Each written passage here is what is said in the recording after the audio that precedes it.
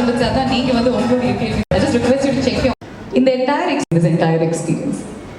இல்லை, நீங்கள் சொன்ன மாதிரி இந்த என்டையர் எக்ஸ்பீரியன்ஸே எனக்கு ஒரு ட்ரீம் வேர்ல்டு மாதிரி தான் இருக்குது. ஃபர்ஸ்ட் ஆஃப் ஆல் எல்லாருக்கும் வணக்கம். இது ரொம்ப பெரிய மேடல். இந்த மேடல் 2 பேர் இருக்காங்க, இயக்குனர் சங்கர் அவர்கள் அண்ட் த கிரேட் கமல்ஹாசன் அவர்கள். இவங்க 2 பேரும் வாழ்க்கையில் இருக்கிற எல்லா மேடையும் பெரிய மேடையாக தான் சந்திச்சிருக்காங்க. ஏன்னா அவங்களோட உழைப்பாலையும் திறமையாலையும் அவங்களோட விஷனாலையும் அந்த மேடையை உருவாக்கிட்டு இருக்காங்க. அப்படி ஒரு மேடை தான் இந்த இந்தியன் 2ஓட ப்ரீ ரிலீஸ் மேடை. அந்த மேடையில் எனக்கு வந்து அவங்க பக்கத்தில் சேர் போட்டு உட்காந்து வச்சது என் வாழ்க்கையில் இது ரொம்ப பெரிய மேடை, மிகப்பெரிய மேடையாக நான் ஃபீல் பண்ணுறேன். ஸோ எனக்கு இந்த இடத்த கொடுத்ததுக்கு இவங்க 2 பேருக்கும் ரொம்ப ரொம்ப thanks. It's a dream come true moment for me. And எனக்கு டைரக்டர் இந்த படத்தை கூப்பிட்டு இந்த வாய்ப்பை கொடுத்தது என் வாழ்க்கையில் 2வது முறை எனக்கு வாய்ப்பு கொடுக்குறாரு. 22 வருஷத்துக்கு முன்னாடி கூப்பிட்டு ஒரு வாய்ப்பு கொடுத்தாரு. அந்த வாய்ப்பை நான் பயன்படுத்தி என்னோட கனவையும் உழைப்பையும் போட்டு 20 வருஷம் வந்துட்டேன். இப்போ இன்னொரு வாய்ப்பு கொடுத்துருக்காரு. இந்த வாய்ப்பை வச்சு நான் அடுத்த 20 வருஷம் ஓட்டிப்பேன். எனக்கு ரொம்ப கான்ஃபிடென்ஸாக இருக்குது. ஸோ இயக்குனர் சங்கருக்கு இந்த 2 வாய்ப்பு எனக்கு கொடுத்ததுக்கு ரொம்ப ரொம்ப நன்றி. அண்ட் என் பக்கத்தில் உட்காந்துருக்கிறவர் வந்து நான் சின்ன வயசுலேருந்து கனவுல பார்த்துருக்கேன், இப்போ ரெகுலராக நேரில் பார்க்குறேன். ஆனால் வித்தியாசம் பெருசாக இல்லை. எனக்கு எப்போவுமே அவர் கமல் சார், எனக்கு எல்லாமே ஒரு நடிகனாக நான் இங்கே இருக்கிறதுக்கான காரணம் அவர் தான். கமல் சார் நீங்கள் இல்லைன்னா ஒரு நடிகனாக நான் இல்லை. அண்ட் இவங்க 2 பேரும் ஒருத்தர் என்னை அறிமுகப்படுத்தினாரு, ஒருத்தர் நான் ஏன் நடிக்கணும்னு எனக்கு ஞாபகப்படுத்தினவர். ஸோ இவங்க 2 பேரோடையும் ஸ்டேஜ் ஷேர் பண்ணுறது மட்டும் இல்லை, இவரோட ஸ்க்ரீன் ஸ்பேஸ் ஷேர் பண்ணுறது, அவர் வாயால் ஸ்டார்ட் கேமரா ஆக்ஷன் கேட்கறது, இது எல்லாமே நான் ஏதோ ரொம்ப பெரிய புண்ணியம் பண்ணிட்டு வந்திருக்கேன்னு நினைக்கிறேன். So I am very very grateful and I am very happy. இந்த படத்தை சப்போர்ட் பண்ணுறதுக்கு நீங்கள் எல்லாருமே வந்திருக்கீங்க. Indian 2 is a legendary film and just to be part of this moment, Bhavna is still இது கனவா நினைவாங்கிற மாதிரி தான் இருக்கு எனக்கு நிஜமாவே. So thank you for having me here and thank you for being here. 2 வாய்ப்புன்னு சொன்னீங்க, எந்த வாய்ப்பு இன்னும் ஸ்பெஷல்? 2மே சொல்லக்கூடாது, 2 ரெண்டுமே வாய்ப்பு எப்பவுமே ஸ்பெஷலாக தாங்க இருக்கும். பிகாஸ் சங்கர் சார் வாய்ப்பு கொடுத்தாலே அது ஒரு பெரிய விஷயம் தான். அந்த வாய்ப்பை நம்ம எப்படி யூஸ் பண்ணிக்கிறோங்கிறத பொறுத்து இருக்கு. அண்ட் எனக்கு கான்ஃபிடென்ஸாக இருக்குது. I am very confident that பாய்ஸ்லேருந்து ஆரம்பிச்சு இந்த பயணம் இந்தியன் 2லேருந்து தொடங்கும். It will become the next part of my life. So once again deepest thanks to Shankar sir. Because என் மேலே அவர் முதல் முறை செலுத்தின நம்பிக்கை வந்து ஒரு புது பையன் மேலே செலுத்தினாரு. இப்போ வந்து அவர் செலுத்தின நம்பிக்கை வந்து அந்த புது பையன் கொஞ்சம் வளர்ந்துருக்கான்னு இந்த பையனுக்கு ஒரு நம்பிக்கை கொடுக்குற மாதிரி இருக்கு. ஸோ இந்த வளர்ச்சிக்கு காரணமாக இருந்தவங்க பெரியவங்க எல்லாருக்கும் ரொம்ப நன்றி. அண்ட் தினமும் சினிமாவில் புதுசாக ஏதாவது வந்து கற்றுக்கணும்னு இவங்க தான் எனக்கு சொல்லிக் கொடுத்தாங்க. ஸோ அப்படியே இருக்கட்டும், நான் டெய்லி ஏதாவது கற்றுக்கிட்டே இருக்கேன். And both these opportunities are very special. And thank God for Indian, because Indian படம் இல்லைன்னா அந்த படத்தோட சீக்குவல் எனக்கு சான்ஸ் கிடைச்சிருக்காரு. So thank you for making Indians both of you. Fantastic.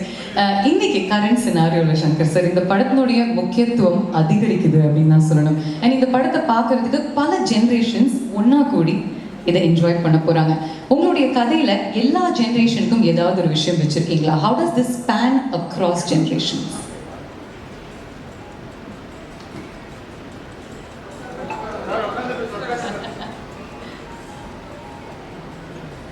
வந்திருக்கும் அனைத்து ஊடக நண்பர்களுக்கும் என்னுடைய வணக்கத்தை தெரிவிச்சுக்கிறேன். முதல்ல இந்த சேனாபதி கதாபாத்திரத்தை உருவாக்குறதுக்கு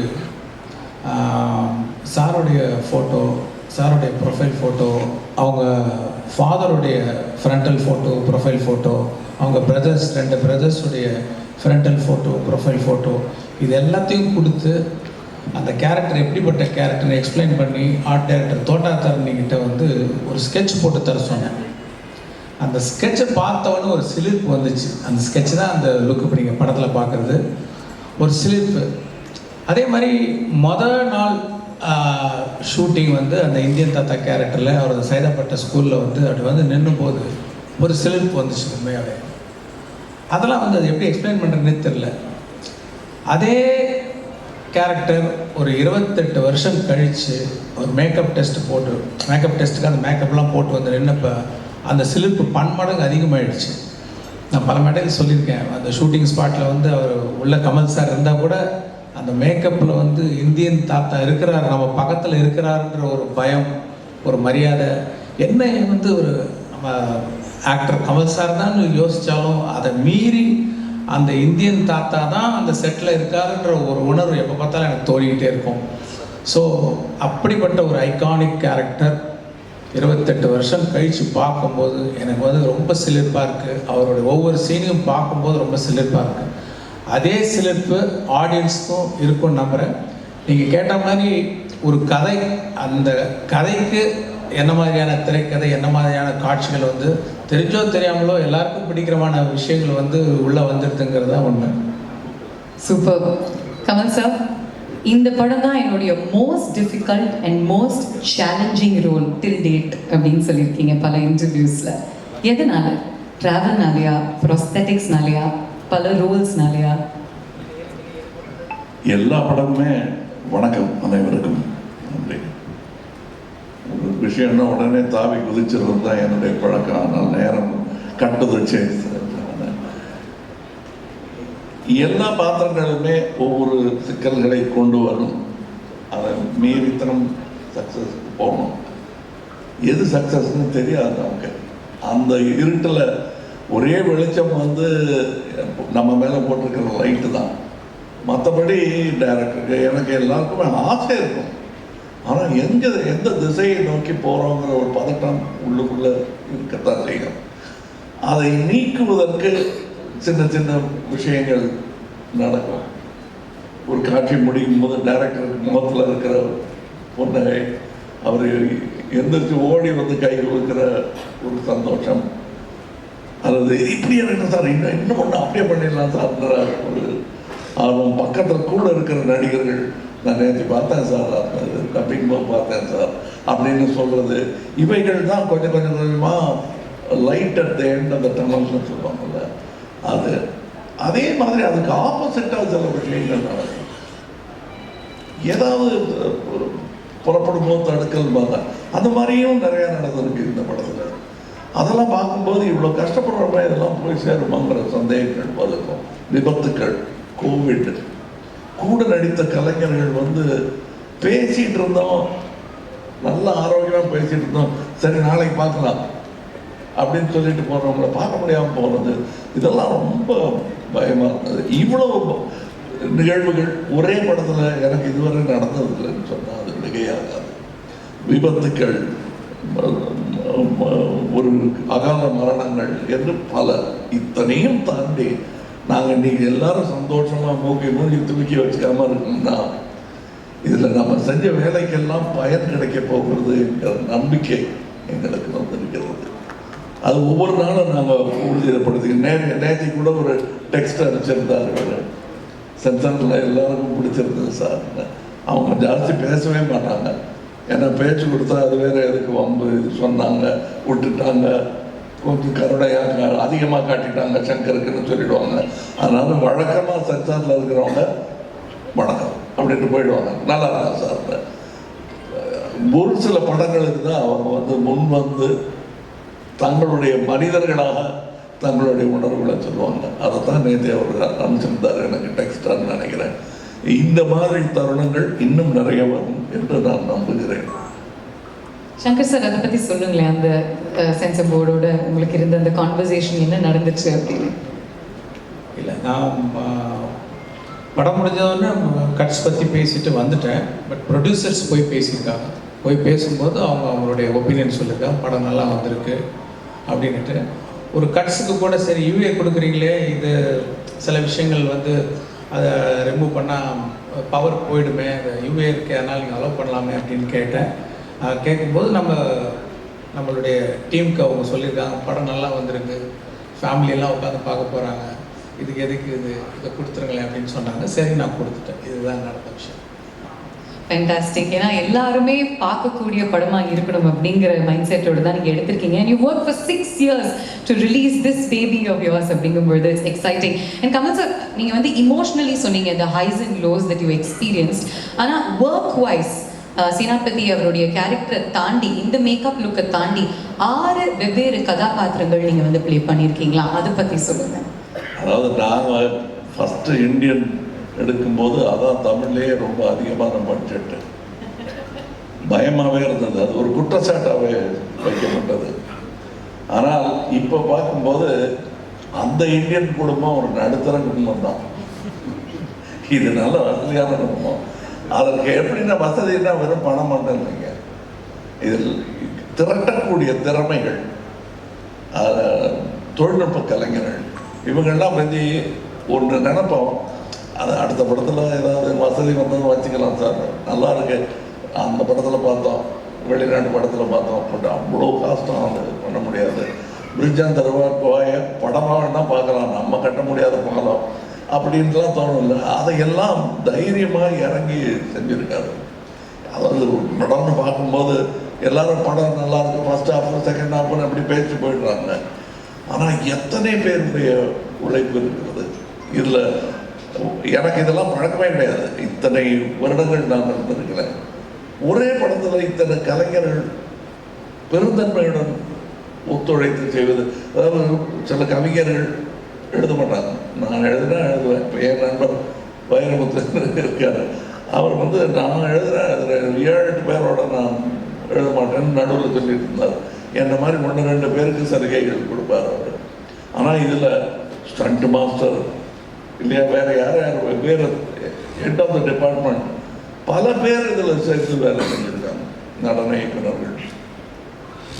அண்டு அது எனக்கே ரொம்ப சந்தோஷமாக இருந்துச்சு.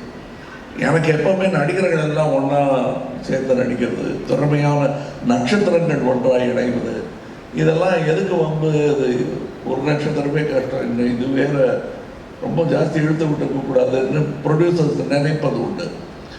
அதற்கு மாறாக இதில் எல்லா நட்சத்திரங்களும் மிக சந்தோஷத்துடன், ஏன்னா என் கூட இருந்தாங்க, அவங்க பேசுகிறது விவேக்கெல்லாம் சொன்னது எதிர்நீச்சுக்கிட்டே இருக்கு எனக்கு. நெடுமுடி வேணும் போன்ற திறமைகள், இவர் சித்தார்த்தம் அவர்கள், இவங்கெல்லாம் காட்டின அந்த உற்சாகம் இருக்கிறதுல கொஞ்சம் நமக்கே சந்தேகம் வரும். இவ்வளோ சந்தோஷப்படுறாங்களே, அது நிஜமாவா அப்படின்னு நான் கேட்டிருக்கேன். அவங்க மூஞ்சில் அடித்த மாதிரி கையில் அடித்து சத்தியம் பண்ணி சொல்லிட்டாங்க. அதனால் நான் நம்புகிறேன், இவங்களையெல்லாமும் நான் நம்புகிறேன். இதில் இருந்த சின்ன சின்ன சின்ன டெக்னீஷியன், அசிஸ்டன்ட் டைரக்டர், இப்போ கூட நான் மேடைக்கு வந்தபோது முதல் தடவையாக ஒரே வாட்டி ட்ரெஸ்ஸை பார்த்து ஓகே சொன்னது இதுதான், இந்த ட்ரெஸ் நான் போட்டிருந்தேன் டேரக்டர் அப்படியே ப்ரமோஷன்ஸ்ல கூட வேற மாதிரி சொல்லுவாரு. நல்லா இருந்தார், இல்லைன்னா அப்படி சுற்றி சுற்றி நடப்பாரு. அந்த நூலால தான் சார் துணி போடணும், இல்லை இல்லை திருப்பி தள்ளி போய் நிற்பார், திருப்பி கிட்ட வருவார். அது அவர் முடிவு பண்ணுறதுக்குள்ள அது சின்ன சேஞ்சாக இருந்தாலும் அதை சரி இது பண்ணிக்கலாம், எதுக்கு இன்னொரு வாட்டி நான் யோசிச்சுட்டு சொல்கிறேன்னு அவ்வளோ யோசிக்கிறவர். ஸோ ஒரு துணி, ஒரு நூல், ஒரு பெல்ட், தாத்தாவுடைய கத்தி, அதை வைக்கிறதுக்கான இது, அந்த பெட்டி, பேனா, இதையெல்லாம் நாங்கள் தீவிரமாக டிஸ்கஸ் பண்ணுறோன்னா நம்ப மாட்டாங்க.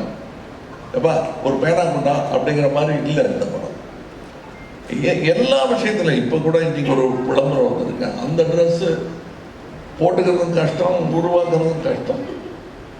இதில் அதெல்லாம் வந்து எத்தனையோ காஸ்டியூம் எனக்குன்னு தனியாக ஒர்க் பண்ணியிருக்காங்க, அமிர்தா ஒர்க் பண்ணியிருக்காங்க. அது மாதிரி நிறைய காஸ்டியூம் டிசைனர்ஸ் இதில் வேலை செஞ்சுருக்காங்க. எனக்கு தமிழ் சினிமாவில் இதெல்லாம் நடந்துகிட்டு இருக்கான்னு ஆச்சரியப்படுற அளவுக்கு நான்லாம் ரொம்ப எளிமையான தமிழ் சினிமாவும் எளிமையான மலையாள படத்துலையும் ஆரம்பித்தேன். இப்போ மிஸ் யூனிவர்ஸுங்கிறது வந்து இந்தியாவிலேருந்து ஒருத்தங்க போனாங்கிறதே பெருமையாக இருக்குது. இதில் ஒரு சின்ன காட்சிக்கே ஒரு மிஸ் யூனிவர்ஸை நடிக்க வைக்கிறாங்க, அப்படி அதெல்லாம் முடியுமா அப்படின்னு இப்போ எனக்கு தோணுது.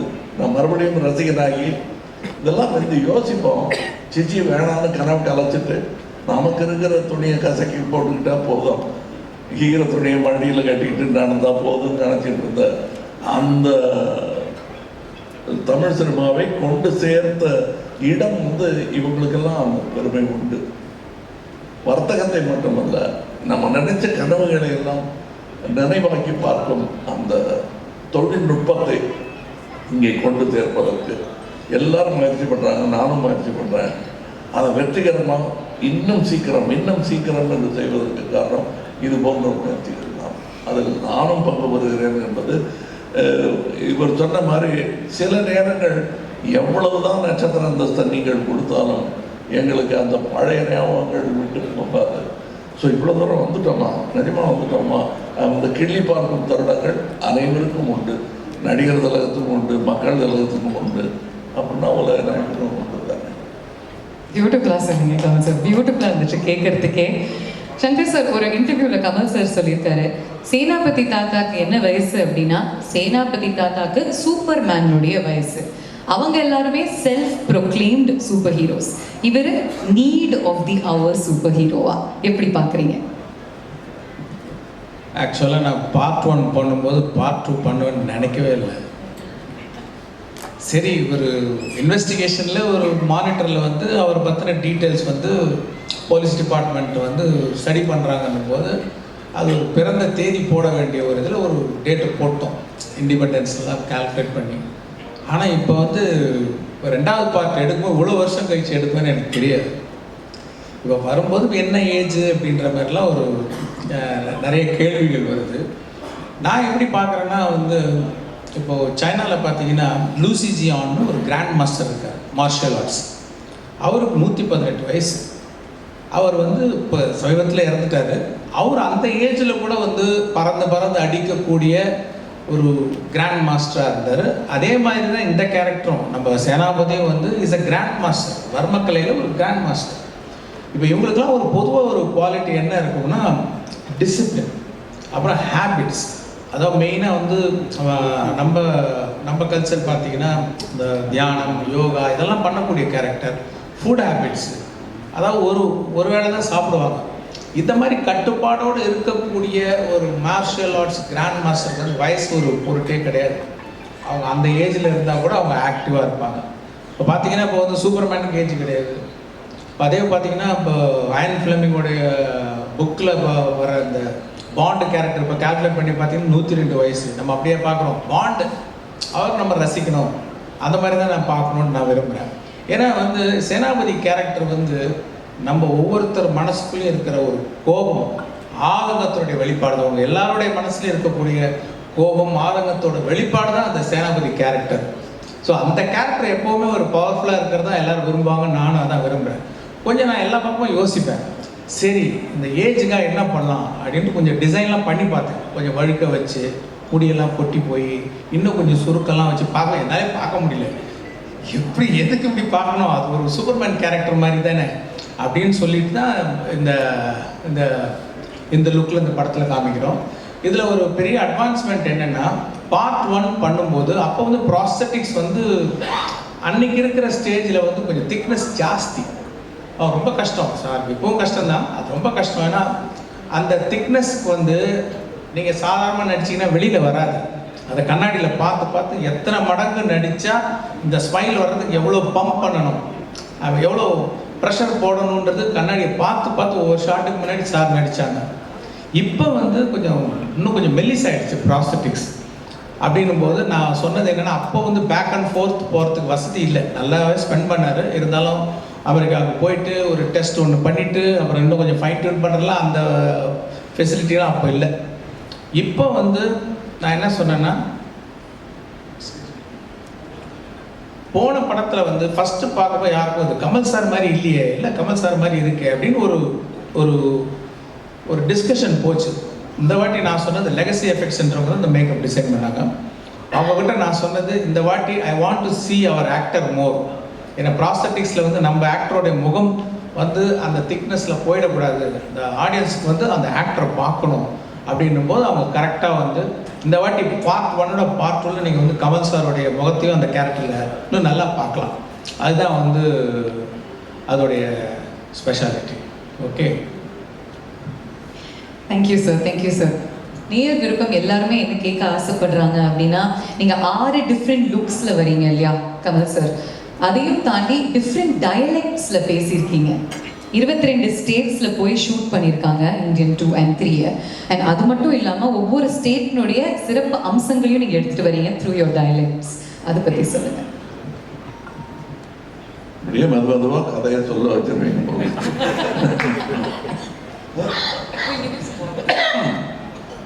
பட் உண்மை என்னன்னா, முதல்ல இந்த படத்தை பார்க்க போகிறவர்கள் பார்க்க போகிறவங்க சாதாரண ரசிகர்கள், நானும் அதான் வச்சுக்கங்களேன். இப்போ என்ன செய்ய போகிறாங்க? இப்போ எனக்கு பதிலாக இன்னொரு நடிகரை வச்சே ஒரு இந்தியன் 2 பண்ணுறாருன்னு வச்சுக்கோங்க, அவரோட தம்பி வந்துட்டாங்க அப்படின்னு பண்ணுறாருன்னு வச்சுக்க. நான் என்ன வழக்கமாக சொல்லுவேன்னா, அது வயத்தறிச்சல் கூட கிடையாது. அதான் பார்த்துட்டோமே, என்ன பழமொழிக்குங்கிற ஒன்று இருக்கும். இன்னொன்று என்ன சொல்லுவாங்க, தாத்தா வருவார், அந்த ஓரமாக கொடுத்துவார், அவ்வளோதானே. அதான் பார்த்துட்டோமேங்கிறது தான் அது கடும் விமர்சனம். அதான் பார்த்து எல்லா வெற்றிக்கும் முன்னாடியே அது ஒன்று. நான் தெரியுமே, சங்கர் படம் தான் நிறைய பாட்டு, பிரம்மாண்டம் அவ்வளோதானே. பிரம்மாண்டம் அவ்வளோதானே. அதை எப்படி நம்ம போய் அவங்க கூட வாதாடுறது? அதுக்கெல்லாம் ஒரே பதில், நாம் திரைக்கதை அமைக்கும் விதம் தான். இந்த கேள்வியெல்லாம் அவங்களே பதில் சொல்லி அவங்களே ஒத்துக்கிட்டு சாரி சொல்லாமல் எங்களை பாராட்டி விட்டு வெளியே போகணும். அதற்கான முன்னேற்பாடை அவர் பண்ணாருங்கிறது தெரிஞ்சதுனால தான் நான் படம் போயிருப்பேன். ஏன்னா இதே கேள்வியோட தானே நான் அவர்கிட்ட போயிருப்பேன். 2வது செய்யலாங்கும் போது நான் பண்ணிட்டேன் சார்ங்கிறது தான் மனசில் ஓடிட்டு. இருந்தாலும் கௌரவம் மரியாதை காரணமாக சொல்லி கொடுத்தாரு. ஏன்னா அதே தான் இருக்கும் அப்படின்னு நினைச்சிட்டு இருக்கும்போது சில வியப்புகளை ஒரு கதாசிரியனாக, ஒரு நடிகனாக எனக்குள் அவரால் ஏற்படுத்த முடிந்தது. அதெல்லாம் இதில் இருக்குது. லாங்குவேஜ் பேசுறது, அதான் நீங்கள் பேசியிருக்கீங்களா அப்படின்ட்டா முடிஞ்சு போச்சு. நீங்கள் ஏபிடிகளில் பேசியிருக்கீங்க, மரஞ்செடுத்துறாங்க, வட்டார வழக்கு பேசுவீங்க, பெருமானில் பேசியிருக்கீங்க, அதெல்லாம் பார்த்துட்டேன் அப்படின்னா எல்லாம் பார்த்துட்ட மாதிரி ஒரு ஃபீலிங் இருக்கும். The way he has brought about it. இந்த படத்துக்கும் அதற்கும் என்ன, சும்மா பல்வேறு ட்ரெஸ்ஸில் நிற்கிற ஒரு அலங்கார பொருளாக இல்லாமல் ஒரு காரணத்தோட வச்சிருக்காரு. அது கொஞ்சம் கஷ்டமான விஷயம்தான். அதுவும் என்ன பண்ணிட்டாருன்னா, அவர் அந்த மாதிரி வித்தியாசமான மொழிகள் வர நேரத்தில் வசதியாக, நடிகனுக்கு வசதியாக ஷாட் வைக்கல, கதைக்கு வசதியான ஷாட்டு தான் வச்சார் அவர். நடிகனுக்கு என்னென்னலாம் இடைஞ்சல் உண்டோ, மூஞ்சியில் பிளாஸ்டர் ஒட்டி, ட்ரெஸ்ஸும் போட்டு, லைட்டு நிறைய போட்டு, ஏசிலாம் பண்ணாங்க. பட் அதுக்கெல்லாம் தாண்டி இன்னும் சொல்ல போனால் சில ஷூட்டிங் கேன்சல் பண்ண வேண்டியதாக இருந்தது. உள்ளெல்லாம் எறும்பு விடுற மாதிரி இருந்தது சார், ரொம்ப முடியல அப்படின்னு சொல்லி அரை மனதோடு என்ன விட்டாங்க. 3 நாள் தான் மறுபடியும் வேலை செய்ய முடியல. இதையெல்லாம் கடந்து எனக்கு இப்போ இந்த காட்சி அமைப்பு சொல்லிட்டு இருந்தேன், வேற்று மொழியில் பேசணும், அதை நீளமான இதில் ஒரே ஷாட்டில் பேசணும், கரெக்டாக இருக்கணும், பல்வேறு ஆக்ஷன்ஸ் அதில் சேர்த்து வச்சுருப்பார். இதெல்லாம் நீங்கள் படம் பார்க்கும்போது கிடைக்கிற சந்தோஷம் தனி. செட்டில் இருந்தவங்களே அதை ரசித்தாங்க. இன்னும் சொல்ல போனால் இவரே ரசித்தார் அதை. அதுதான் எனக்கு ஃபஸ்ட்டு ஆடியன்ஸ் ரியாக்ஷன். அதெல்லாம் இருக்குது படத்தில். பட் அது ரொம்ப பிளாபரியாக இப்போ நடிச்சு காட்டுன்னு சொல்லி மிமிக்ரி மாதிரி பண்ணி அதை எடுத்துருக்கூடாது. டெஃபினட்டாக நீங்கள் இவ்வளோ இன்டெப்த் சொல்லும் பொழுது, அந்த காட்சிகள் நாங்கள் பார்க்கும் பொழுது உங்களுடைய வார்த்தைகள் எங்களுடைய காதில் ஒலிக்கும். We'll remember these words. அதனால இது சூப்பர்ஃபிஷியலாக பார்க்க மாட்டாங்க யாருமே. தே நோ எவ்வளோ டெப்த்தோட நீங்கள் ஒவ்வொரு விஷயத்தையும் யோசிச்சு பண்ணியிருக்கீங்க, எவ்வளோ ஹார்ட் ஒர்க்குன்னு. இல்லை, ரசிகர்களுடைய கருணைக்கு அளவே இல்லை. அவங்க பிடிச்சி போச்சுன்னா எங்களுடைய ஒரு சில பிழைகளை மன்னிச்சுட்டு நல்லா பண்ணியிருக்காரு அப்படின்றத வழக்கமான ஒரு வார்த்தை. குழந்தைய கொஞ்சிற மாதிரி கொஞ்சிடுவாங்க. அப்படி தான் என்ன 60-65 வருஷமாக கொஞ்சிட்டு இருக்காங்க. அதுக்கு என்றென்றும் நன்றி கடன்பட்டவன். ஏன்னா நான் பண்ண எல்லாமே பர்ஃபெக்டாக பண்ணிட்டேன். உலக சினிமாக்களை நான் பார்த்துக்கிட்டு இருக்கேன். என்னை விட சிறப்பாக நான் செய்த காட்சிகளை வேறு உருவத்தில் அவர்கள் செய்யும்போது அட்டே இப்படி பண்ணியிருக்கலாமே யோசிக்க வைக்கக்கூடிய இளைஞர்கள் நிறைய பேர் இன்னைக்கு வந்துட்டாங்க. அதுக்கு நடுவில் என்னை அன்பின் காரணமாக மட்டுமே தொழில் தூக்கி வைத்திருக்கிறார்கள் என்ற சந்தேகம் எனக்கு ரொம்ப நாள் உண்டு. சூப்பர் சங்கர் சார், இவ்வளோ வருஷமாக நீங்கள் இந்த ப்ராஜெக்ட்டுக்கு ஒர்க் பண்ணியிருக்கீங்க, வெவ்வேறு இடங்களுக்கு போயிருக்கீங்க, டஃப் கண்டிஷன்ஸில் ஒர்க் பண்ணியிருக்கீங்க. கண்டிப்பாக ஒரு ப்ரொடியூசர்னுடைய சப்போர்ட் ரொம்பவே முக்கியமாக இருந்திருக்கும். A few words on Subhaskar அவர்கள். அதான் இந்த படம் முதல்ல வேற ஒரு ப்ரொடியூசருக்கு பண்ணுறதா இருந்தது. அப்போது அது கேள்விப்பட்டு அவர் ஒரு சிறந்த நண்பராக பழகுவார். அவர் கேள்விப்பட்டு, என்ன நீங்கள் எனக்கு ரொம்ப பிடிச்ச படம் இந்த இந்தியன், இது நீங்கள் வெளியிலலாம் பண்ணக்கூடாது, எனக்கு தான் பண்ணணும் அப்படின்னு ஒரு அன்பு கட்டளை மாதிரி நான் தான் பண்ணுவேன், ப்ரொடியூஸ் பண்ணுவேன் அப்படின்னு சொல்லி விரும்பி கேட்டு, அப்புறம் நான் அந்த ப்ரொடியூசரை அவங்கள்ட்ட பேசி அப்புறம் அந்த படத்தை இப்போது ஒரு சுபாஷ் தயாரிக்க நம்ம படம் எடுத்துருக்கோம் இல்லையா. இதில் சொன்ன மாதிரி இப்போ சொன்ன விஷயங்கள் இதெல்லாம் வந்து கற்பனை பண்ணிட்டாலும் அதை வந்து அந்த கற்பனையை நிஜமாக்குறதுக்கு, நிஜமாக ஒரு காட்சியாக பார்க்குறதுக்கு அதுக்கு உண்டான செட்டு, அதுக்கு உண்டான மேக்கப்பு, அதுக்கு உண்டான லொக்கேஷன், அதே மாதிரி பொலிவியா போகிறதுக்கு ரொம்ப it's not an easy task. Like Bolivia போய் அந்த சாங்கை ஷூட் பண்ணுறதுலாம் தைவானில் ஷூட் பண்ணியிருக்கோம். இந்த மாதிரி இந்த கதைக்கு என்னென்ன தேவையோ அது எல்லாத்தையும் வந்து அவர் ப்ரொவைட் பண்ணலைன்னா இப்போ நான் இமேஜின் பண்ணது அப்படியே ஸ்க்ரீனில் வந்து ட்ரான்ஸ்லேட் பண்ண முடியாது. ஐ ஹவ் டு தேங்க் சுபாஷ் sir for producing this film. ஃபன்னான ஒரு கேள்வி. இந்தியன் டூனுடைய டேக்லைனே ஜீரோ டாலரன்ஸ். செட்டில் சங்கர் சருக்கும் கமல் சருக்கும் எந்த விஷயத்தில் ஜீரோ டாலரன்ஸ்? எங்களுக்கு ஜீரோ டாலரன்ஸ் ஃபார் தரக்குறைவு. தரக்குறைவுக்கு ஜீரோ டாலரன்ஸ் எனக்கும் உண்டு, அவருக்கும் உண்டு. இது போதும், இதை அட்ஜஸ்ட் பண்ணிக்கலாங்கிறது பண்ண மாட்டோம். ரொம்ப முக்கியமான காட்சிக்கு இப்போ ஒரு உதாரணத்துக்கு ஒரு கண்ணீர் வர்ற காட்சி ரொம்ப நேரம் நடிச்சிட்டு வந்து ஒரு சின்ன ஒரு பழைய இருக்கும் இருந்தாலும் 2 பேரும் அது திருப்பி வருமா, அதே இடத்துல கண்ணீர் வருமா தெரியாது. ஏன்னா அது என்னையும் தாண்டிய ஒரு உணர்வு. அது ஆனால் 2 பேருமே அதுக்கு முயல்வோம். அந்த மாதிரி நிறைய இது இருந்திருக்கு. இன்னும் ரொம்ப இது ப்ரெஸ் மீட்டுங்கிறதுனால தற்பெருமை சொல்லிக்கிறோங்கிறது இல்லை. நான்லாம் வந்து சத்யா ஸ்டுடியோவில் செட்டு போட்டிருக்காங்க அடிமை பெண்ணுக்கு, பர்மிஷன் கிடைக்குமா அந்த செட்டு கலைக்கிறதுக்கு முன்னாடி போய் பார்க்கணும்னு ஆசைப்பட்டிருக்கேன். அந்த மாதிரி ஜெய்ப்பூரே கொண்டு வந்து பண்ணியிருக்காங்க. அந்த மாதிரி படத்துலலாம் நடிக்க முடியுமான்னு ஏங்கினது ஒன்று. கிட்டத்தட்ட அதை விட பிரம்மாண்டமான செட்டில் எனக்காக என் படத்துக்காக போடுறாங்கன்றது எனக்கு, நான் முதல் நாள் அந்த செட்டுக்கு போகும்போது அனுபவிக்க முடியாதபடி மூஞ்சியெல்லாம் மேக்கப் போட்டு அரிக்குது, நீளமான டைலாக், இப்படி அதை அனுபவிக்க முடியாமல் பண்ணிட்டாங்க. சாரி சொல்றாரு, நான் தேங்க்யூ சொல்லிட்டு இருக்கேன், அவர் சாரி சொல்லிட்டு இருக்காரு. அண்ட் அது ஒரு செட்டு போட்டிருக்காங்க. அது இப்போ யாராக இருந்தாலும் அது உள்ளே வந்ததான் அப்படியே மலைத்து போகிற அளவுக்கு அதுக்கான பொருட்கள் மெட்டீரியல்ஸ் இந்த ஊரில் கிடைக்கல. அதுக்காக வெயிட் பண்ணாங்க. ஒரு 2-3 நாள் தள்ளி போகும்னு சொன்னால் என்னதை சட்டுன்னு ஆரம்பிக்கலாமேன்ற அந்த செட்டை பார்த்தது தான் எனக்கு தெரிஞ்சது. திட்டுன்னு நீங்களும் பார்க்கத்தான் போகிறீங்க. அதை நான் சொன்னதில் எந்த அளவுக்கு குறையாத அளவுக்கு இருக்காது, வியப்பாக இருக்காது. ஒரு பாதி படத்தை இதுலேயே எடுத்துடலாமேன்னு தோணும். ஆனால் அது 10 நிமிஷம் கூட வராது படத்தில்.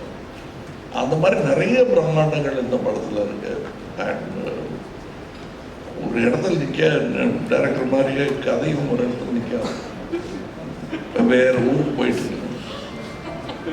Waiting for it sir, really really looking forward to it.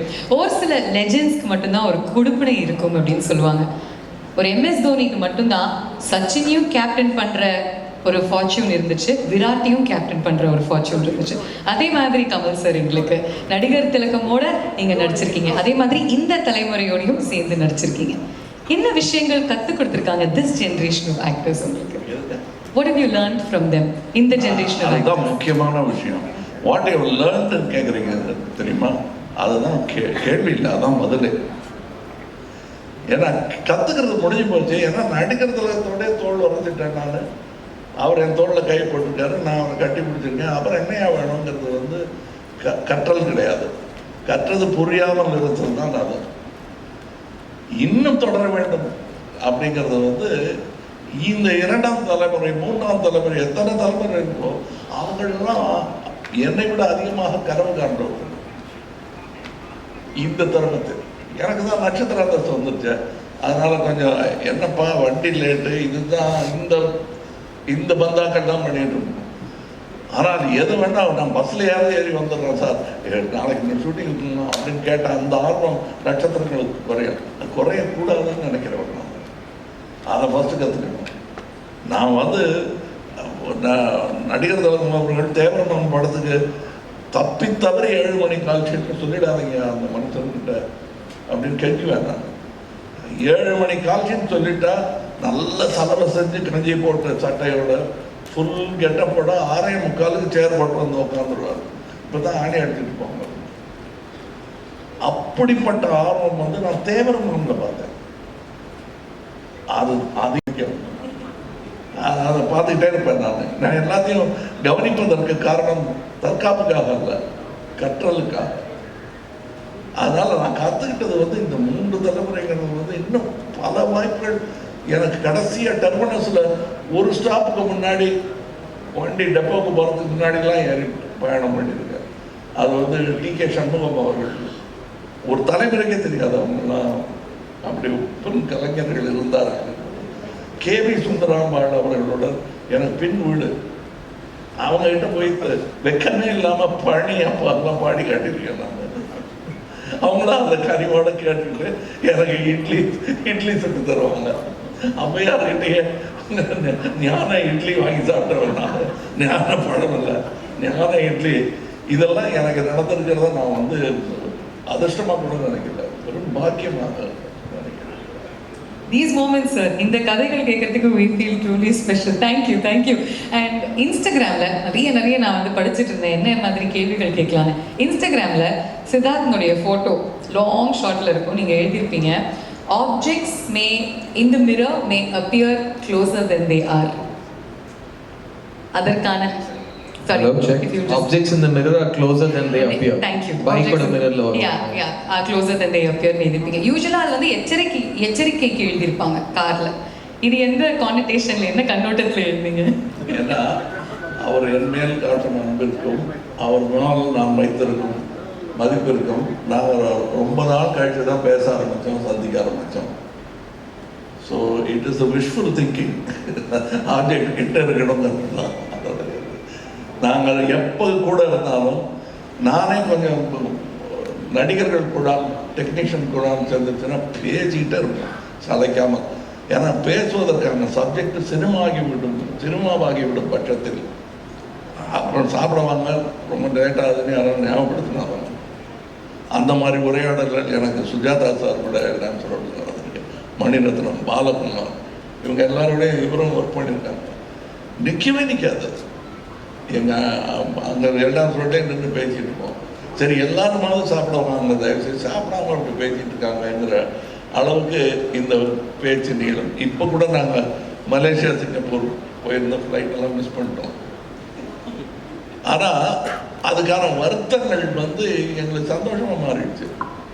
அப்போ ஃப்ளைட் கிடையாதா, இப்போ பேசிக்கிட்டே கார்லேயே போயிடலான்ற மாதிரி எல்லாரும் சந்தோஷமாக. அது எங்கள் ஃப்ளைட் மிஸ் பண்ணவங்க மாதிரி தெரிஞ்சிருக்காது. இல்லாத ஃப்ளைட்டில் ஒரு டிக்கெட் வாங்கிட்டு சந்தோஷத்தில் இருக்கிற மாதிரி இருக்கும். நான் that's what I meant. I wish we were closer even long before. How does this make you feel, sir? இந்த மாதிரி வார்த்தைகள் எஸ்பெஷலி உங்களுடைய குரு கிட்ட இருந்து வேணாம் சும்மாவே உணர்ச்சி வசப்பட்டவர். இவ்வளோ பேருக்கு அவர் அழ வைக்க வேண்டாம்னு நினைக்கிறேன். ஓகே, சேனாபதி தாத்தானுடைய கம்பேக்கே ஒரு காஸ் ஃபார் செலிப்ரேஷன். அதை தாண்டி இந்தியன் டூல மற்ற விஷயங்கள் டு செலிப்ரேட் என்னென்ன இருக்கு? கதை கேட்குறாங்க சார், பார்த்துங்க. இல்லை, இதில் வந்து மெயினாக நிறைய கேரக்டர்ஸ், கேமியோஸ் ஜாஸ்தி. அது எல்லாமே நல்ல ஒரு பண்பட்ட நடிகர்கள், நல்ல அனுபவம் வாய்ந்த நடிகர்கள், சிறந்த நடிகர்களை வந்து இந்த படத்தில் கேஸ்ட் பண்ணியிருக்கோம். Like Samuthirakani sir, SJ. சூர்யா, பாபி சிம்மா, தம்பிராமையா, மனோபாலா, விவேக், அப்புறம் ரேணுகா, சொல்லிட்டேன், சித்தார்த் மெயினாக, ரகுல் பிரீத் சிங், பிரியா பவானி சங்கர், நிறைய கேமியோஸ். எல்லாருமே ரொம்ப சிறப்பாக நடிச்சிருக்காங்க. ஏன்னா அதில் நிறைய ஃபேமிலி விஷயங்கள்லாம் அந்த படத்தில் வருது. ஸோ எல்லா ஃபேமிலியும் வந்து என்கேஜாக பார்க்கக்கூடிய படமாக இது இருக்குன்னு நான் நம்புகிறேன். அடுத்து பார்த்திங்கன்னா இதில் வந்து அது பார்த்திங்கன்னா அந்த ஒரு நடுவில் ஒருத்தர் இருக்கார். அவர் வந்து உங்களுக்கு நிறைய பேருக்கு மீடியாவுக்கு பரிச்சயமான ஒரு கேரக்டர் தான். அது ஆர்கே லக்ஷ்மணுடைய கார்ட்டூன் காமன் மேன். அவர் வந்து டைம்ஸ் ஆஃப் இந்தியாவில் அந்த கார்ட்டூன் வந்து ரெகுலராக போனார். அது ரொம்ப அந்த கார்ட்டூன்லாம் ரொம்ப பிரபலம், ரொம்ப மிகச்சிறந்த ஒரு கார்ட்டூனிஸ்ட் ஆர்கே லக்ஷ்மண் அவர்கள். அவருடைய அந்த காமன் மேன் கதாபாத்திரத்தை வந்து ஒரு 3D அனிமேஷனில் இதில் வந்து இந்த கதையில் வந்து ஒரு கதை சொல்லும் ஒரு டூலாக நான் வந்து பயன்படுத்தியிருக்கேன். அது ஒரு புது விஷயம். அப்புறம் சொன்ன மாதிரி பொலிவியாவில் எடுத்த அந்த கேலண்டர் சாங் மிஸ் யூனிவர்ஸ், நான் வந்து இந்தியன் ஆக்ட்ரஸே ட்ரை பண்ணேன், 2-3 பேரை ட்ரை பண்ணேன், கிடைக்கல, அவங்க டேட்ஸ் கிடைக்கல. அப்போது வந்து அந்த கேலண்டர் ஷூட்டுக்கு பொருத்தமாக யார் இருப்பாங்க அப்படின்னு பார்க்கும்போது அவங்களுடைய ஒரு புகைப்படத்தை பார்க்கக்கூடிய ஒரு வாய்ப்பு வந்தது. ஸோ அவங்கள ட்ரை பண்ணி பார்த்தோம். அவங்க வந்து அவங்க அக்செப்ட் பண்ணதுனால அவங்கள வந்து இந்த பாட்டில் நாங்கள் படத்தில் வருவாங்க அந்த பாட்டில். அப்புறம் மெயினாக டெக்னீஷியன்ஸ் லைக் ரவிவர்மன் ரொம்ப அருமையான ஒளிப்பதிவு. இப்போ சார் சொன்ன மாதிரி வியந்து பார்க்குற ஒரு செட்டெல்லாம் வந்து முத்துராஜ் ப்ரொடக்ஷன் டிசைனருடைய ஒர்க்கு வந்து எக்ஸ்ட்ராடினரி ஒர்க் இந்த படத்தில் பார்த்தா. அப்படி நம்மளே ஒரு லேஸில் எக்ஸைட் ஆக மாட்டோம். ஒரு செட்டு டிசைன் அப்ரூவ் பண்ணுறதுக்கு பேக் அண்ட் ஃபோர்த் போவோம். கடைசியில் ஒன்று கொடுப்பாரு. செட்டில் வந்து பார்த்தா நம்மளுடைய எதிர்பார்ப்பே மிஞ்சக்கூடிய ஒரு அருமையான ஒரு அவுட்புட்டை வந்து முத்துராஜ் சார் கொடுத்துருக்குறாங்க. அப்புறம் தைவானில் ஷூட் பண்ணியிருக்கோம். எல்லாம் விட மெயினாக நம்ம கமல் சார் தான். நான் வந்து பார்ட் 1ல் சொன்னேன், லைக் ஒரு தராஸில் வந்து ஒரு பக்கம் டைரக்டர், ப்ரொடியூசர், படத்தில் நடித்த actors, cinematographer, music director, art director, அத்தனை பேரையும் ஒரு தராசில் போட்டுட்டு இன்னொரு பக்கம் தராசில் கமல் சாரை உட்கார வச்சா ஈக்குவல் ஆகிடும். அந்த அளவுக்கு இவர் சாரோடைய ஸ்க்ரீன் ப்ரெசன்ஸ் அண்ட் பர்ஃபார்மன்ஸ் வந்து அப்படி இருந்தது. அந்த இந்தியன் ஒரு விழாவில் நான் சொன்னேன். இப்போ நான் சொல்கிறேன், இப்போ தராசு இந்த பக்கம் சாஞ்சிடுச்சு. சார் வந்து எங்கள் எல்லாரையும் மிஞ்சிற அளவுக்கு அவர் வெயிட்டாக இருக்கார் அந்த படத்தில் அப்படிங்கிறத நான் வந்து நீங்கள் கேட்டிங்களே படத்தில் வேறு என்ன நான் இல்லைன்ட்டு சாரோடைய பர்ஃபார்மன்ஸ், சாரோடைய ப்ரெசன்ஸ், ஏன்னா அவர் வர சீனெல்லாம் வந்து அப்படி ஒரு பிரமிப்பை ஏற்படுத்துது. அது ஒரு எழுதுனதுக்கும் அது ஒரு சீனாக ட்ரான்ஸ்ஃபார்ம் ஆகும்போது அது எந்த அளவுக்கு உயர்ந்து நிற்குதுன்றதை என்னால் பார்க்க முடிஞ்சுது. ஐ பிலீவ் நீங்களும் அதை ஃபீல் பண்ணுவீங்கன்னு நினைக்கிறேன். ஃபேண்டாஸ்டிக். கமல் சார், நீங்களும் உங்களுடைய பதில் அதுக்கு சொல்லிட்டீங்க அப்படின்னா அதுக்கப்புறம் ப்ரெஸ் கிட்ட அவங்களுடைய கேள்விகள் கேட்கலாம். அதாவது இவ்வளோ விஷயங்கள் சொல்கிறோம் இல்லையா, இதுக்கெல்லாம் நாங்கள் வந்து சுபாஸ்கரன் ஒருத்தர்கிட்ட நான் ஒரு ஃபோன் பண்ணுவேன், ஃபோன் பண்ணுவார். 2 ஃபோன் கால் தான். எடுக்கிற முடிவுகள் ரொம்ப பெரிய முடிவுகளாக இருக்கும்.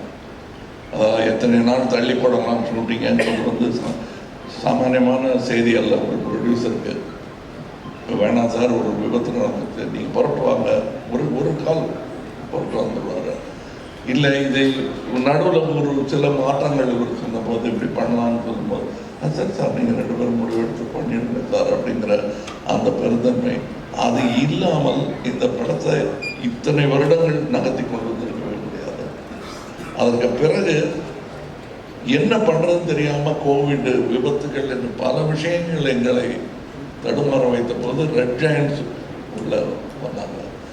இதெல்லாம் தான் அப்படி 3 முக்கிய கால்களை வைத்து நிற்கும் முக்காலி இது.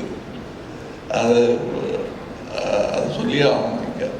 அது போக டெக்னீஷியன்ஸ் பேரை எல்லாம் சொல்ல முடியாத அளவுக்கு அத்தனை பேர் வேலை பார்த்துருக்காங்க. இந்த இதில் போட்டிருக்கு இல்லையா, அதுவே கம்மி. அது நம்பர் ஆஃப் நேம்ஸ் முந்தியெல்லாம் 4-5 பேர் தான் போடுவாங்க. அதுக்கு அதோட பங்கு முடிஞ்சிடும். ஆனால் இதில் எத்தனையோ பேர் வேலை செஞ்சுருக்காங்க. நான் சொன்னது சும்மா ஒரு பானை சோற்றுக்கு போனது. ப்ரொடக்ஷன் டிபார்ட்மெண்ட்டில் வேலை பார்த்துருக்கிற ப்ரொடக்ஷன் மேனேஜர்ஸ், அதுவும் சாமானியமான வேலை இல்லை, அவங்களுக்கு கொடுக்கப்பட்ட வேலைகள் தான். இவர் ட்ரெயினை கொண்டு வர சொன்னார்னா அந்த ட்ரெயின் மேலே அரிசி இருக்கணும், அது மேலே வெள்ளைக்காரங்க இருக்கணும், அது வந்து ஆப்பிரிக்காவில் நடக்கணும், அப்படி ஒன்று இல்லை. இது வந்து உலக அழகி வேணும், சரி சார் கொண்டு வந்துடலாம். எங்க உலகத்தில் யாரும் நடிக்கடி போகாத இடமா இருக்கணும், சரி சார் போயிடலாம். ஒரு 120 பேர் அங்கே கொண்டு போயிடணும். இதெல்லாம் எல்லாமே சரி சார், நல்ல பிரம்மாண்டமான சட்டு போடலாம் சார், இவ்வளோ சதுர அடி, இவ்வளோ இது, இந்த ஆளை விட பெருசாக இருக்கு, சரி போட்டுடலாம். ஆனால் எல்லாம் தங்கமாக இருக்கணும். நடுவில் வைக்கிறதுக்கு நடுவில் வேணால் கரன்சி நோட்டு வைக்கலாம் அப்படின்னா அந்த மாதிரி கேட்க அதுக்கெல்லாம் இது ஒரு ஒரு குப்பத்தில் ஒரு சாங் எடுக்கலாம் அப்படின்னு முடிவு பண்ணுறாரு. ஓஹோ சரி சீக்கிரம் முடிச்சுடுவாங்க 2 நாளில். அந்த குப்பத்தில் இருக்கிற பில்டிங்குக்கெல்லாம் பெயிண்ட் அடித்து 1000 டான்ஸஸா உங்களோட அத்தனைக்கும் ஈடு கொடுக்க வேண்டியது வந்து ப்ரொடக்ஷன் தான். ஏன்னா அத்தனை பொங்கல், அத்தனை வடை, அத்தனை பாத்ரூம், இதெல்லாம் நீங்கள் கணக்கில் எடுக்கிறது இல்லை. அத்தனை பேருக்கு ட்ரிப்பு, வீட்டுக்கு வண்டி போக, காலையில் 5 மணிக்கு பிக்கப்பு, ட்ராப்பு, அத்தனை மேக்கப் மேன், இதெல்லாம் யோசிச்சு பார்த்தா கொஞ்சம் பதட்டமாக இருக்கும். ஐயையோ இந்த தொழில் வேணாம்பா நமக்குங்கிற மாதிரி இருக்கும். இத்தனையும் தாங்கி பிடித்திருக்கும் தொழில்நுட்ப கலைஞர்கள். கேமரா டிபார்ட்மெண்ட்லேயே என்னென்னமோ நாங்கள் கேள்விப்படாத மிஷின் எல்லாம் இப்போ எங்களுக்கு கட்டுப்படி ஆகுது. எப்படிங்கிறதுக்கு எங்களுடைய இதுக்கு முன்னாடி இருக்கிற வெற்றிகள் தான் காரணம்னு நான் நம்பியிருக்கேன். Beautifully set sir. இப்போ எங்களுடைய மீடியா ஃப்ரெண்ட்ஸ், சாரி உங்களுடைய கேள்விக்கு முன்னாடி Siddharth just wants to say something. Hello, check. Sorry, I'll just take a minute. இது வரைக்கும் பாவனா சாரியும் 2 சார்ஸையும் கேட்ட கேள்வியில் உங்களுக்கு நிறைய விஷயங்கள் இந்த படத்தில் எல்லாருக்கும் இருந்த கஷ்டங்கள், அந்த கஷ்டங்களை எப்படி தாண்டி வந்தாங்க, அதை தாண்டி எவ்வளோ பெரிய ஒரு முதலீடு, எவ்வளோ பெரிய செலவு, எவ்வளோ பெரிய ஒரு விஷன் அண்ட் ஆம்பிஷன் அப்படிங்கிறதுலாம் நீங்கள் கேட்டீங்க. முக்கியமாக இந்த இந்தியன் 2 படம், இந்தியன் 1 ஒரு செகண்டுக்கு மறந்துடுங்க. இந்தியன் 2 படம் நீங்கள் ஏன் தியேட்டருக்கு வந்து பார்க்கணுங்கிறதுக்கு காரணம், 2 முக்கியமான காரணம் இங்கே இருக்காங்க. பட் அதை தாண்டி இந்த படம் பேசுகிற சமூக கருத்து, இந்த படம் பேசுகிற சமூக அக்கறை, அது வந்து ரொம்ப ரொம்ப ஒரு ரிஃப்ரெஷிங்காக முக்கியமான ஒரு ஸ்டாண்ட் பாயிண்ட், ஒரு பாயிண்ட் ஆஃப் வியூவாக நான் கருதுறேன். ஸோ இப்போ இருக்கிற யங்ஸ்டர்ஸ், நீங்களாம் எங்களை மாதிரி தியேட்டரில் போய் இந்தியன் 1 பார்க்கல இல்லையா? ஸோ அது ஒரு செகண்டுக்கு மறந்துடுங்க. இந்தியன் 2 தியேட்டரில் பார்க்குறப்போ உங்களுக்குள்ள எங்களுக்கு எப்படி இந்தியன் 1 பார்க்குறப்போ ஒரு கோபம் எழுந்துச்சோ, சிஸ்டத்தை ஒன்றுமே பண்ண முடியாதா, ஒரு தனிப்பட்ட மனிதனா, ஒரு சாதாரண குடிமகனா உங்களால் என்ன பண்ண முடியுங்கிற கேள்வி எல்லாத்துக்கும் இந்த படத்தில் இவங்களோட வாழ்க்கையில் இருக்கிற அனுபவத்தை வச்சு இவங்க ஒரு கதை சொல்லியிருக்காங்க. அண்ட் அது நான் ரொம்ப இன்ஸ்பைரிங்காக, ஆஸ் அன் ஆக்டர் எனக்கு ரொம்ப இன்ஸ்பைரிங்காக இருந்துச்சு. அண்ட் டெஃபினட்டாக வரப்போகிற தலைமுறைக்கும் இந்த இந்தியன் 2 பேசுகிற இந்த சமூக அக்கறை, ஒரு இண்டிவிஜுவல் சிட்டிசனோட ரெஸ்பான்சிபிலிட்டிஸ், இது எல்லாமே ரொம்ப அழுத்தமாக சொல்லியிருக்காங்க. So please come to the theatre on July 12th for these 2 legends, but also to see a new cinema and to see இது வரைக்கும் நீங்கள் பார்க்காத, இப்போ எல்லாரும் ஊழல் பற்றி நிறைய படம் எடுத்துட்டோம்னு சொல்கிறாங்க, பட் ஊழலை பற்றி இந்த அளவுக்கு 0 டாலரன்ஸோடு எடுக்கப்பட்ட படம் Indian 2. I can guarantee you it will be a very memorable and refreshing experience for you. And இதை தாண்டி நான் 2 பேர்கிட்டையும் நான் ரொம்ப நாளாக வெயிட் பண்ணிட்டு இருக்கேன். ஒரு 2 சின்ன கேள்வி கேட்டுடுறேன். ஃபர்ஸ்ட் சங்கர் சார் கேட்டுடுறேன். சங்கர் சார், நீங்கள் ஒரே நேரத்தில் Indian 2, Indian 3 and game changer எடுத்திருக்கீங்க. ஐ திங்க் வேர்ல்டு ஹிஸ்ட்ரியில் யாருமே இந்த மாதிரி 3 படங்களை ஒரே நேரத்தில் எடுத்தது கிடையாது. அதை பற்றின ஒரு just your personal feeling about that, எப்படி உங்களால் பண்ண முடியுது? பிகாஸ் நான் அவங்களை நேரில் பார்த்துருக்கேன். அவர் வாய்ஸ் கூட ரைஸ் பண்ண மாட்டாருமே, அவர் செட்டில் கத்தியே பேச மாட்டார். ஆனால் அவர் வந்து அந்த ஒரு ரூலர் மாதிரி செட்டை நடத்துவார், ஒரு எம்பரர் மாதிரி நடத்துவார். ஆனால் எங்கேயுமே ஒரு கோஷமே இல்லாமல் அவர் பண்ணுவார். It's unbelievable.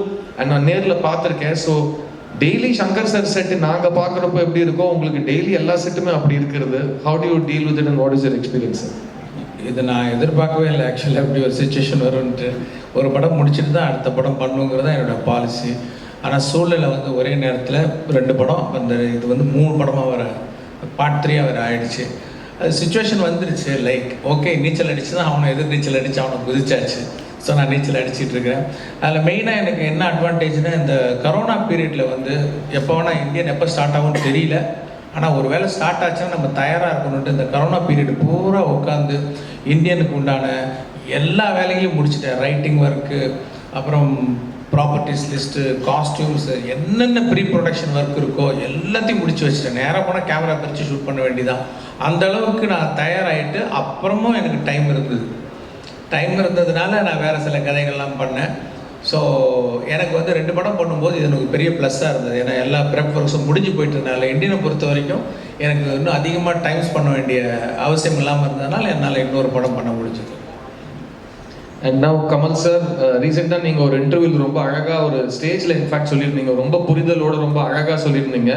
உங்களுக்கு பிடிச்ச படங்களில் உங்களுக்கு சில பேருக்கு ஃபர்ஸ்ட் ஹாஃப் பிடிக்கும், செகண்ட் ஹாஃப் பிடிக்கும். அப்படி பார்க்குறப்போ எனக்கு பிடிச்ச செகண்ட் ஹாஃப் இந்த இந்தியன் 3 அப்படின்னு அந்த காரணத்துக்காக தான் நான் இந்தியன் 2 ரொம்ப எக்ஸைட்டடாக பண்ணேன்னு நீங்கள் சொன்னீங்க. அது வந்து சினிமா புரிதல் இல்லாதவங்க சில பேர் எப்படி புரிஞ்சிட்டு இருக்காங்களோ அவங்களுக்கு இந்தியன் டூவே பிடிக்கல அப்படின்ற மாதிரி அவங்க ஒரு ரெஃபரன்ஸ் எடுத்துட்டு இருக்காங்க.